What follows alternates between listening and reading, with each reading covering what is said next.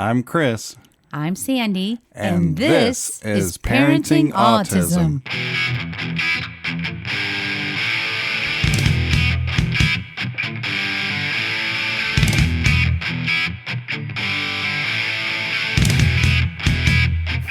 Here we go.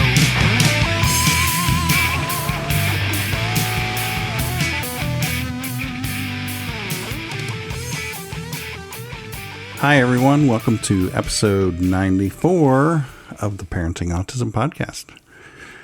We hope everybody is having a happy new year out there in the world. And welcome, happy here. Welcome to our show. Yeah, welcome. Actually, Bryce said today, every day has been a good day this year in 2023. Yeah, that's all we can hope for. Yeah, that's the report from Bryce, which it has been good this past week. It has been. And it's been a couple weeks since we've been on here, and we had some ups and some downs, but that's kind of our journey. We have some ups, we have some downs, and that's why we get on here to talk about it. We all know that when our child has good days, then we have good days too. Amen to that. Yeah. So I know you have some notes today because you have been listening to the TACA conference. There's the word I was grasping for. So we're doing a little flip-flop today. I have notes, and Sandy does too. I don't have a little bit, but not much. Yeah, just a little. You have more than me. I do. You do. So I will let you do some, and then you can bounce to me, and we'll bounce back and forth. Okay. Sound like a plan? Sure. I'm the fact man. So you're that's FACT. You're the story woman. I am. But I'm going to let you roll. So go ahead and kick it off, babe. Okay. So each year, the Autism Community in Action, otherwise known as TACA, has a conference, and they usually hold it out in California. So this year, although we love California and the weather that you guys have out there, we could not get there this year. So they have the option of purchasing the recordings of the conference, which is really helpful for us. So the conference happened in October, and we're just now getting around to watching them because the link for the recordings expires on the 21st. I told you, I'm like, we got to get on this, or we're not going to be able to see everything. So we put it on the calendar to make sure we worked it in. So thanks for doing all that. The Autism Community in Action is a great organization. If you don't know about them, their Facebook page has been one of our greatest resources for answers on everything autism.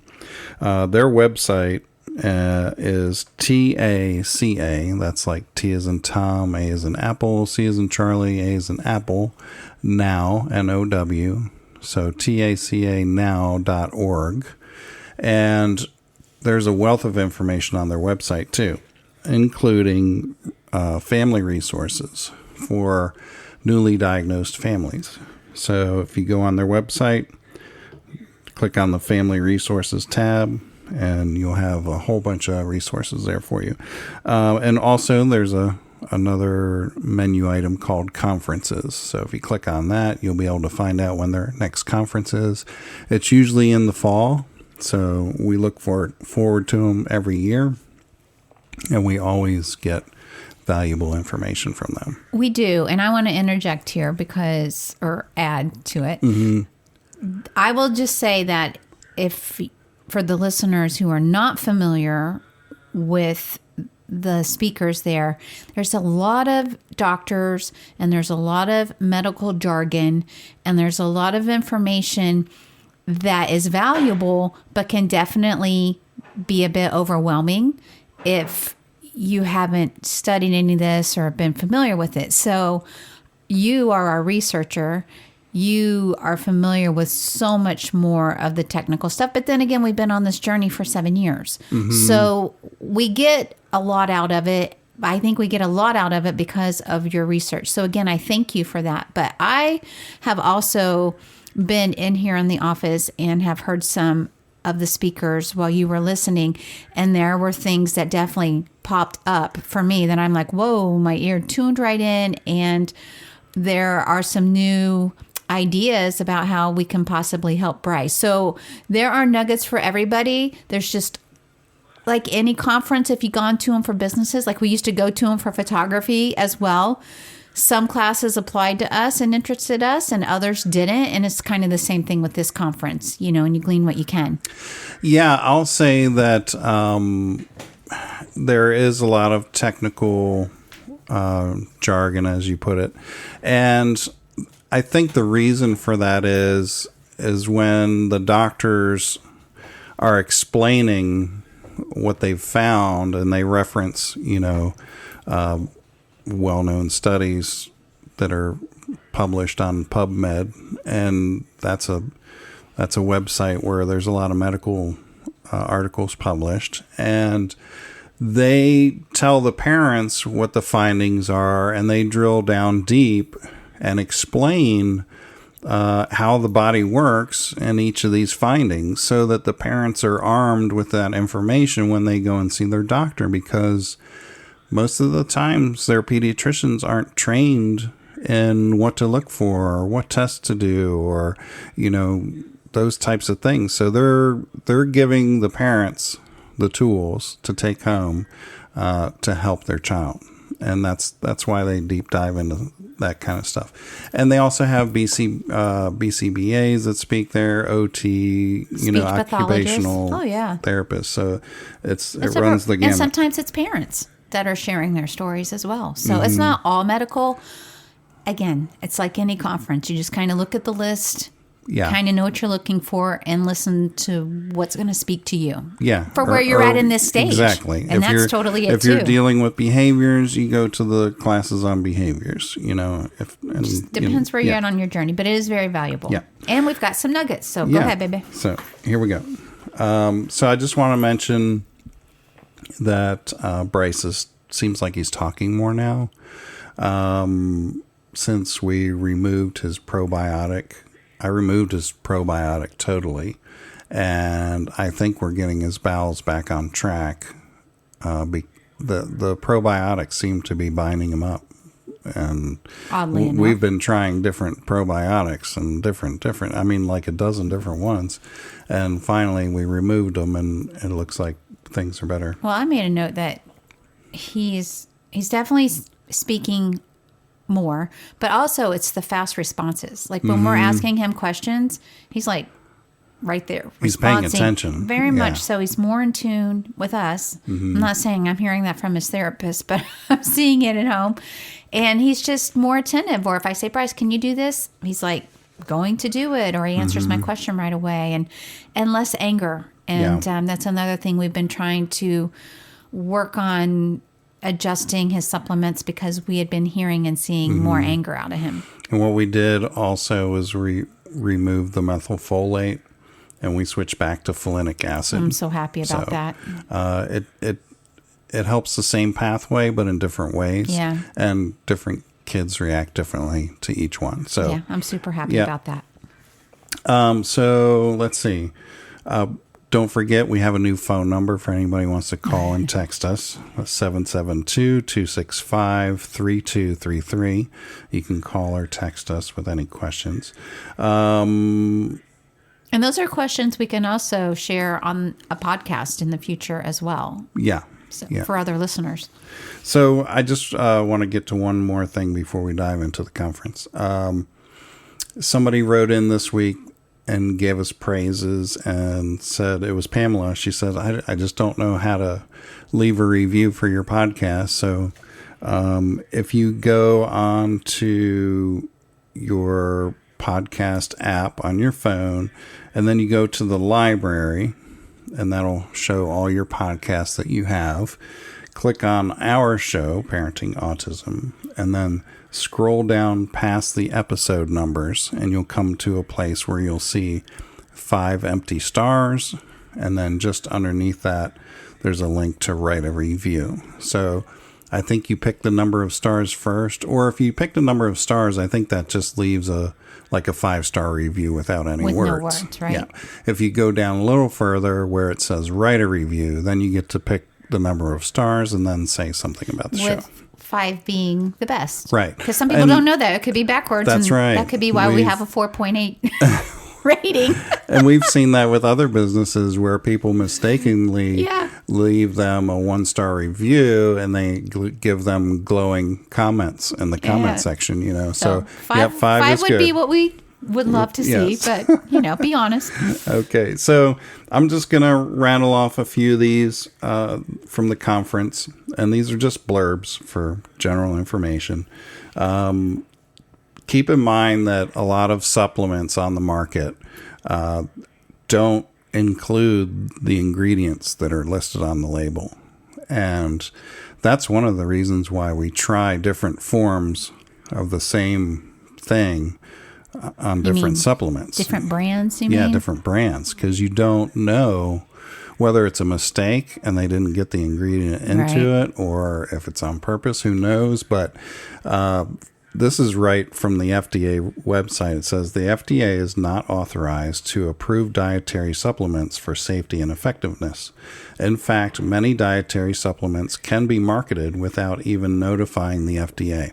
So there's no regulating body that polices the supplement industry. Gotcha. Right? Mm-hmm. So you really have to find independent lab tested or whatever, and then you have to trust that. But just so everybody knows that. Another thing I learned about, we've talked about the organic acids test before, and what that does is it shows how enzymes are breaking things down in the body. And when the enzymes break things down, they use vitamins to do it. So if you have a high test reading on the OAT test or organic acids test, it can show impaired fatty acid metabolism, which can indicate vitamin deficiencies or vitamins not being absorbed in the gut. Gotcha. So that's something to keep in mind. And when we talk about doing all this testing, the autism doctors, the doctors that specialize in autism, they look at tests like these and they can interpret them and get you on the right track pretty quickly. So, and again, there's a biological basis for many behaviors. A lot of our kids, they don't need to be on prescription drugs, a lot of behaviors stem from pain that they're experiencing that they don't know how to communicate that they're having. So specifically related to the gut, if they're having pain from foods that they're eating or an imbalance in the gut, then that can come out in behavior. So it's really important to have those tests done. Another fact, 50% of kids that have ASD have the regressive kind. So you have a child that starts out normal, they start getting their words, they know the letters of the alphabet, they're talking, and then all of a sudden around 15 months, 2 years, maybe 2.5 years, they start going backwards and they lose their language. And it's basically you have to start over with them again. I'm just going to say that Bryce was 2 years and 3 months old when it really started to regress with him. Yeah. So keep in mind that's 50%. And usually the regression is attributed to mitochondrial dysfunction. What does that mean? That means that I think those are the powerhouses inside the cell. So if their system isn't working like the way they are used in the body, if that is not being used correctly, then you will not have things going where they should be in layman's terms. Well, I'm sorry. I want to talk about this a little bit more because as a listener, you're speaking kind of a foreign language to me. So there may be other people that don't know what you're talking about. I'm giving them the 10,000 foot thing. And that could be another show. We could go into that, detailed, right? So another reason that a child could regress is cerebral folate deficiency. And I haven't written down the symptoms of all these. I'm just telling you what they could be. B12 deficiency is another one. Seizures and abnormal activity, especially after puberty, can be attributed to the regression. And also 2/3 of ASD kids have abnormal abnormal EEGs. So you think about 60% of the kids out there, if you go and do an EEG on them, which is where they measure your brain waves, they will find abnormalities in them. So, and then it's up to the doctor and you to decide whether you're going to treat those or not, depending on the severity, I guess. And then,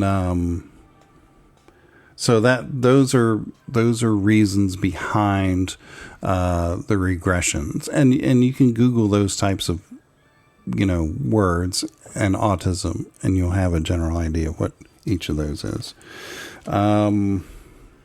Can I just go back to one thing that Yes. you were saying? And I know you're just reading off, and I don't want to frustrate you because I see the frustration that the listeners can't see. But you were going over that, and you're talking about regressions at a younger age, I think. But then you mentioned regression puberty. So can there be regressions after puberty when the brain changes again? Were they talking about that? Because I am curious about that for Bryce. So regression can happen because of seizures. Right. Or abnormal waveform activity in the brain that they will see on an EEG. I understand. Okay, when you're young. When you're young, okay. And then it's even more common, as I said, especially after puberty, those seizure activities and abnormalities pick up. I should have split those two up. That's what I think. It just kind of all ran together, but it is a separate concern. And these are notes that I understand, just quickly, but people are listening, and I just want to. For sure. I'm on the other side. So, being that so many kids have those abnormalities on their EEG, it's highly recommended. We did it, and we've seen those abnormalities. Well, we're going again. I mean, we're on the 1-year plan now Yes. because Bryce has abnormalities. So we're doing another sleep study coming up first week of January 31st. February, February 1st, actually, February 1st. So it's an overnight. And just keep in mind, when you do an EEG, a lot of doctors will start out with, I don't know how long was the short one that they did on him? Oh, and like a couple hours. A couple hours? Yes. You're in the doctor's office, they hook him up. Maybe 3 hours tops. Yeah. And so that doesn't always catch what they're looking for. I think it rarely catches what they're looking so for. the doctors at the conference say do at least a 24-hour EEG. And what happens is they can hook up the machine to your child, and the child can come home, do their normal activities, and if you see something abnormal, there's a button you can push to flag it, so that when they're looking at the readings, they'll know, that you saw something that was suspicious. But what we're doing now is we're doing an overnight sleep study where they have a camera on Bryce, and I think they do a flashing light and some other things while he's sleeping. And they try to trigger activity, see how his brain reacts to those types of things. So if he does have something weird that's on the waveform while he's there sleeping, they're in the other room, so they can come in and observe him, or they can observe him through the camera, that type of thing. Whereas if you just take it home, you're not seeing what's happening at night. You're not obviously recording them while they're sleeping, whereas they are when we go with Bryce. Yeah, and I want to say that as Bryce's parent, we've done both ways for him. And it was when he was 5 years old, I think, that we did a 3-day study from home. So they gave us the machine, wired him all up. We came home with the leads on his head, and what you were talking about, pressing the button if we saw something. But here's the situation for us is we weren't watching him while he was sleeping, right? We were watching him during the day when we were with him and observing him. I think we only hit the button maybe once or twice. And this is when Bryce was not responding very quickly to our questions and stuff. And we thought he was having like those where he was kind of blanking out or delays. But really, I think he was thinking about other things, right? But we didn't know that. We go and do the sleep study. He was fine while he was awake. It was while he was sleeping that they saw something happening, and we would not have caught that. And so that's why I am a much bigger believer for Bryce to do the actual sleep study at the hospital. It may seem more inconvenient. However, I think it's more effective. And at this point, I want my time I would rather have quality, than the ease of coming home. So, I mean, I had to work, so I took my laptop and we set up camp in his room, and we were there for the whole 24 hours and then got to leave early in the morning and get the results. So I definitely, again, I get nervous.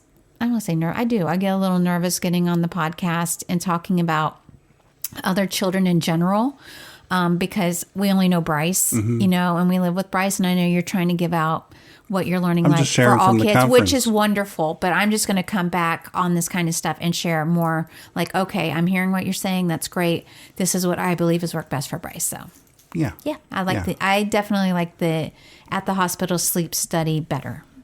Yes. Okay. Rock on. Yeah. Sorry. And a lot of times that activity occurs only when they're sleeping. Yeah. And we would totally miss that. That's why you want to, that's why it's important. Now, did you have any things you want to touch on? I was going to just talk about briefly the ups and the downs of being a parent and how I had such a bad day a week ago Wednesday, but then I was able to just kind of go through it, pick myself back up, and now I'm back in a happy place. But sometimes I feel like sharing that on here keeps it real. I do like to come on here and be lighthearted and laugh and encouraging. And, people don't need to hear us on here crying. I know when this first happened, that one bad day, and I'm like, I need to do a podcast. I'm like texting you, I need to do it. And I'm kind of glad I didn't do it when it was that fresh, because I don't know. I don't want to really get on here and actually cry. But that was the first time I felt like I was on the verge of tears in a while, because I'm pretty even keel. I don't get really high and I don't get really low. I'm pretty even keel. But what triggered this, and I think it's just important to share because we're all human and what we go through. So it was a Wednesday where I work remotely on Wednesdays. So that means that I can do a lunch date with Bryce sometimes on Wednesdays. Hold on just a moment. Of course, I'm trying to talk and my throat's going to tickle on me. So anyway, we were at the lunch, and for some reason you had asked him to take his schoolwork with him. And we don't normally do that.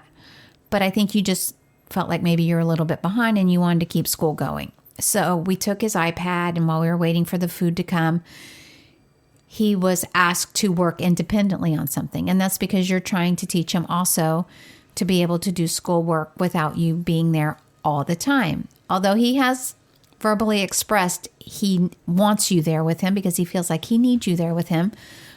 But we were in the restaurant, and that's what was happening. So then the next thing I know is I go to sit down, and Bryce had bitten his arm. And I mean, he bit it hard to where there were teeth marks in his arm. He physically hurt himself on purpose. He's sitting there with tears in his eyes, one, because he's in physical pain, but also because he was in emotional pain. And then he's looking at me and you, and he's saying, please help me. I don't want to do this. I don't want to do this. It was very heartbreaking. And we're in a restaurant, and obviously you're just trying to maintain the scene without getting emotional. But I was looking at you, you're looking at me. I know we both were like, oh my goodness, it's heartbreaking to watch your child do this and to be sitting there crying and asking you to help him not do this, right? So I do think that we kind of figured out after the fact, when we were able to talk to him after we left, was he saying help him not hurt himself, or was he saying help him with his schoolwork? And I think it was kind of a combination of both. He was saying, I need you to help me with my work so that I don't get so angry that I hurt myself. And it was just, it was very upsetting. It really, really was, because we're trying so hard to help him manage his emotions to where he's not going to try to hurt himself. And he knows that he does now, and then he feels bad when he does it, and he'll actually tell us that he does it, and he knows what days he does it. It's there, but he just doesn't have control on it. So we're trying to help him with that. So anyway, so that happened at noontime. And then we took him to therapy, and I went to go pick him up, and I guess it's that time of year where they're having to do his evaluation for speech and language, which is definitely where he has a lot of deficits. Even with school, in fact, the class that triggered the bite on his arm is the one with his language, right? What is that class, babe? I'm sorry? No, what is the class that he's struggling with that he gets so upset that he bit himself? The one that has a lot of questions when he goes on there. Is it language arts? There's a lot of them. Well, anyway. Yeah, I don't know he struggles with language arts. Yeah. I know that because he will tell me that, and I'm not there teaching him, but it would be like any mom that sends their kids to school. They come home and you know what they're struggling with if you ask the questions, which I do. So he was...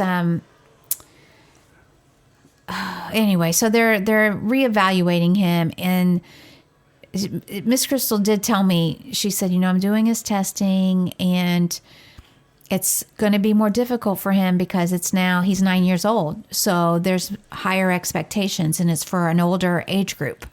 And so she said already that he was struggling with it. And I said, okay, that was like on Tuesday.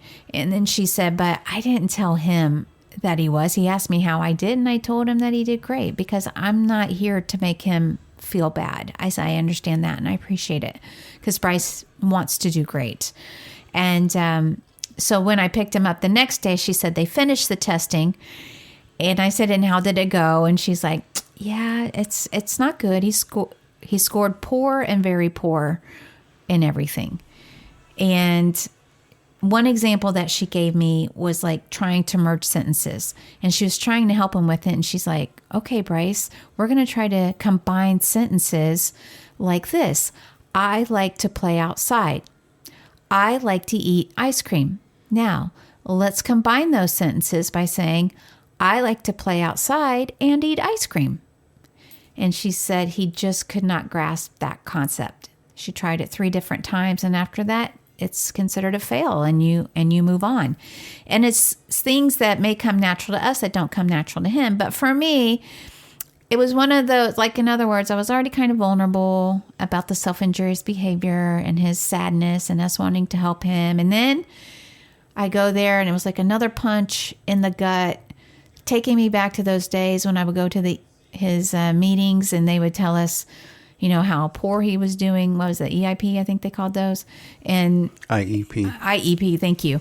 And that, he was 3 years old, but at the level of an 18-month-old. And, and then every time we do an ABA evaluation, especially in the beginning, and you're saying no to all these answers where you should say yes, it's just taking me back there, and all those feelings that you feel bad for your child. That's what it is. I feel bad for Bryce. It's not about me, it's about him.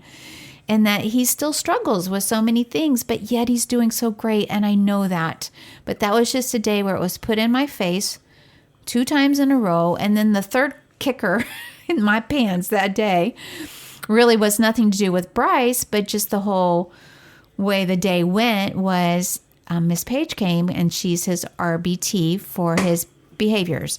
And so she's like, comes to our house and works with him. So she comes and she goes, I need to talk to you about something. And I said, yeah, I need to talk to you about something too, because I was going to tell her about his self-injurious behavior.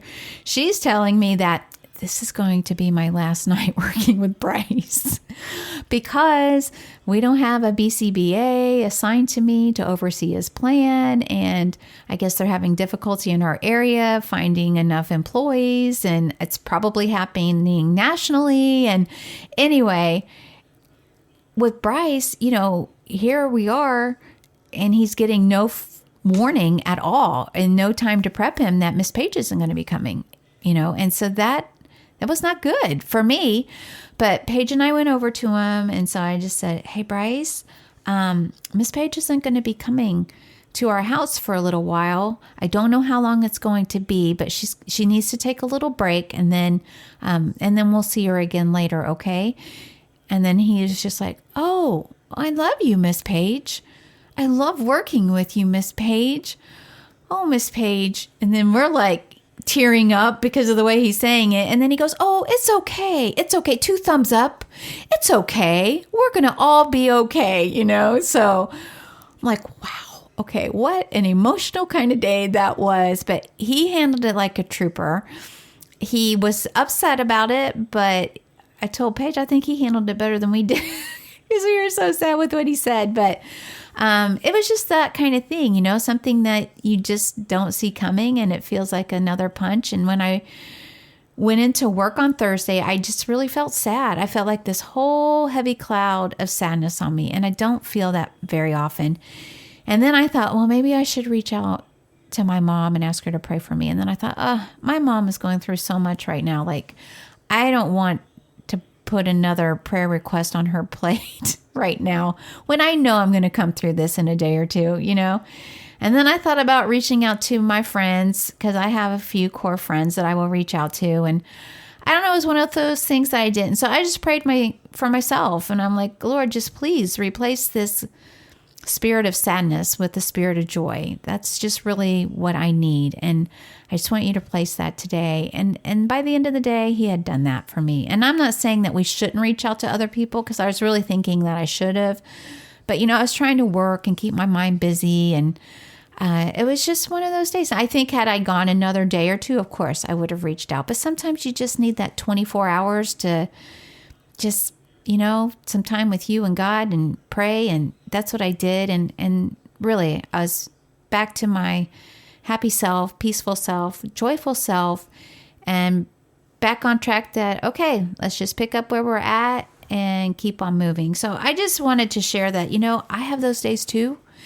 And even with Bryce being 9, I may not have those days as often as I did when he was 3 and 4 and 5, but they still come. And I imagine they're going to still come, because I still have a lot of life and a lot of journey. But, it's okay. It's okay to feel that way. Just, it's kind of like one of those pity parties, have it, and then get, the party's over, pick back up, and then we keep on moving. So that's what I wanted to share on that. Ta-da! Ta-da! Okay. All right, so back to you, babe. Back to me. Okay. Yeah, I agree. It's a roller coaster, and there's and everybody highs and deals lows. with it differently. Yeah. That was just how I dealt with it that day. Mm-hmm. On a high note, we are giving away some stuff on our Facebook page.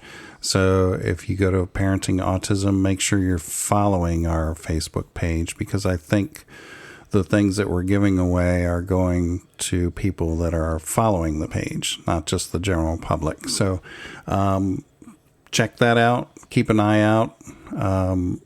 Some things that Bryce has that are in like new condition that he just hasn't used very much, and that we'd love to pass on to other families that are located in the United States, in the continental United States. So back to the conference, I think one valuable piece of information that came up for us was a term that I had not heard before or don't remember, and it's called auditory processing disorder. And what that is, the symptoms can range from mild to severe and take on different forms. So some of the symptoms are: does my child often mishear sounds and words? Are noisy environments overwhelming when my child is trying to listen? Does my child's listening behaviors and performance improve in quieter settings? Does my child have trouble following verbal directions, whether simple or complicated? So I'm like, okay, that's a check mark for us. Does my child have trouble with spelling and phonics? Yep. Another check mark for us. Are verbal math problems hard for my child? So if you tell your child a math problem out loud without writing it down, is it difficult for them? And then lastly, are conversations hard for my child to follow? And that was another check mark for us. So that prompted me to find somebody in our area that can diagnose that specific condition. And most audiologists can do that. So if any of those ring true for you, you might want to look into that. Also, I didn't realize how much the eyes are connected to the brain and how many different parts of the brain that the eye is connected to, and if you think about it, there's a lot of information that your eyes receive and all the different parts of the brain that it goes to. So they said, check your child for, one of the things was eye tracking, and I had never heard of eye tracking. So that involves the smooth movements of the eyes. Efficient eye tracking helps us scan our environment and quickly gauge where we are and what our next move should be. So individuals with eye tracking problems may exhibit these symptoms. They often skip lines when reading, as the eye can't smoothly scan from one line to the next. That's a check mark for us. Easily lose their place while reading. Check. Omit and substitute words. Check. Have poor hand-eye coordination. He did early on. It's getting better. That would be like catching a ball, hand-eye coordination, that type of thing. That's definitely better. Yep. Find it difficult to spell words correctly. He does have difficulty with spelling. Check. So we made an appointment with an eye specialist that can check for those things. I'm sorry. Yeah. That's okay. That was the episode, or whatever you want to call it, that you were listening to when I was in the room. And when the lady was speaking about vision, it really got my attention. And one of the reasons why that gets my attention for Bryce is because of the stroke that he had. They told us in the very beginning, we don't know how this is going to affect his vision, because that's where the majority of the bleed is at, is that area, where he had right? a stroke. Yep. So for me, I'm thinking, will he be blind? Right. And he's not blind. And we've checked his vision and he sees well. Right. And there hasn't been any problem. So in my mind, I thought, okay, it rewired and we're okay in that department. But then when she started talking about all the other ways, I'm like, wow, I was never educated enough to know that, and that this is the way that it could possibly be that his original brain bleed is affecting him. And he really checks a lot of those boxes. Yeah. So I'm excited in a way, for sure, that we're being led down this path, because I feel like, man, this really might be eye-opening. Is that pun intended? Yeah. But eye-opening for us to see other ways that Bryce has been affected, that there actually may be some therapies specific to this to help him. So I'm excited about this one a lot. Just eyesight is more than seeing, that's the headline. Well, there. Yeah. Also, they went over how important a special needs trust is, and we're looking into that ourselves. And the big reasons are, if the parent or parents both pass away, the child will inherit the estate. So if that happens, then your child can lose the benefits like Social Security or other like Medicaid benefits. So you never want the child to inherit your estate directly.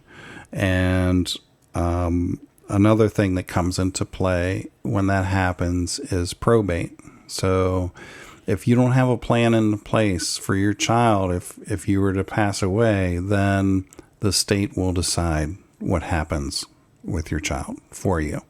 And obviously, that's not a good idea. Right. So Special Needs Trust, they recommend that if you have even just the ASD diagnosis, that you should be looking into that. And then the last thing I have is something called the Autism Treatment Evaluation Checklist. And I didn't know this existed, but apparently does. It's called the ATEC for short. And what it does is it's an online questionnaire that'll give you a baseline score, like where you're at now. So if you introduce new treatments or supplements or something, you can then retake the test later and see if you are having improvements with your child.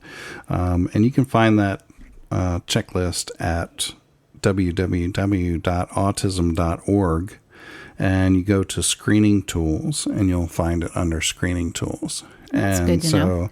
I did that for Bryce, so I have his score, and we can compare it down the road. So now you have like a baseline, so to speak. Yep. And it's probably better if we both take it, not together, but separately, because you may see Bryce different than I do, and then we can average the score. Okay. Yeah. I'm hip on that.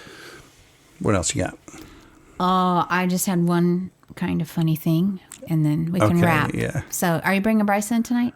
We can bring him in and talk about his day if you want. Okay. Yeah, he did have a fun day today. Yeah, we might, because we actually went away for the weekend. We visited some family, and Bryce reeled in 3 fish yesterday, which was a big deal. So that was great. And then today we cashed in on his Christmas present from his Uncle B Dog, and we took him go-kart racing. And I think he did go-kart racing and then the water boats.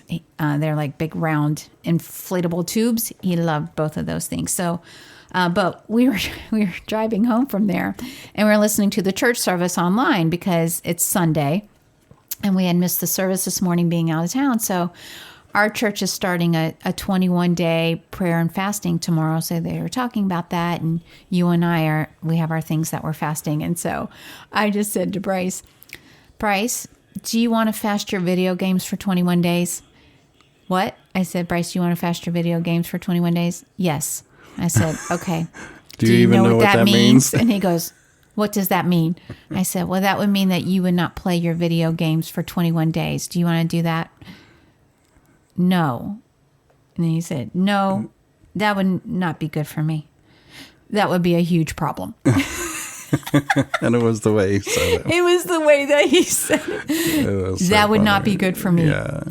That would be a huge problem. Yeah.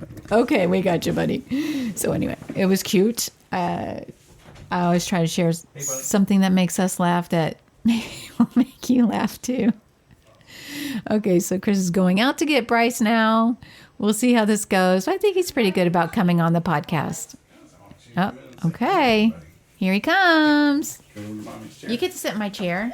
Look, you got your go-kart racing shirt on. Maybe you can talk about your go-karts. Yeah. No, I'm not sitting. Come on, baby. Come on over and sit. They're waiting for you.